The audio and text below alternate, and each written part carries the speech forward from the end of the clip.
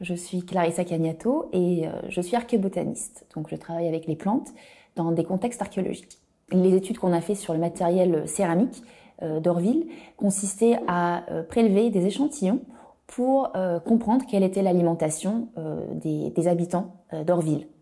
Donc on a nettoyé la surface interne des céramiques pour avoir des résidus, on va dire, microscopiques, c'est-à-dire les grains d'amidon. Alors, les grains d'amidon sont des éléments microscopiques qu'on voit pas à l'œil nu et qu'on retrouve dans différentes plantes, notamment dans les tubercules, donc des racines, des organes qui sont souterrains, et aussi dans les fruits et aussi les graines.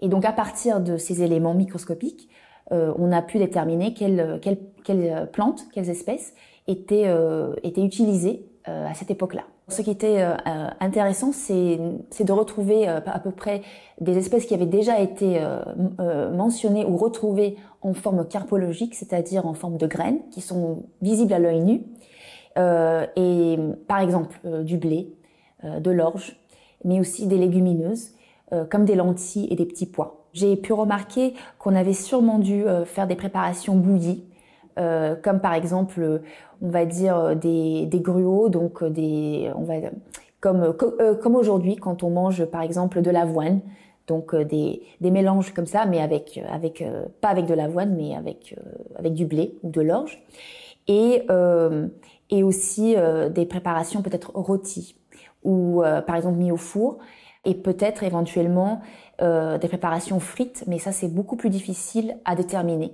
parce que vraiment les préparations frites ne laissent presque pas de traces en termes d'amidon. Et c'est en me basant, pour cette étude d'Orville notamment, c'est en me basant sur la collection ou sur les amidons qui ont été récupérés de cuisson expérimentale qu'Aurélie a fait, donc rôti, bouilli et frits. C'est en récupérant les grains d'amidon et en les regardant au microscope que j'ai vu quels étaient les différentes les changements sur les amidons. Donc quels changements ont subi les grains d'amidon par rapport à différentes cuissons.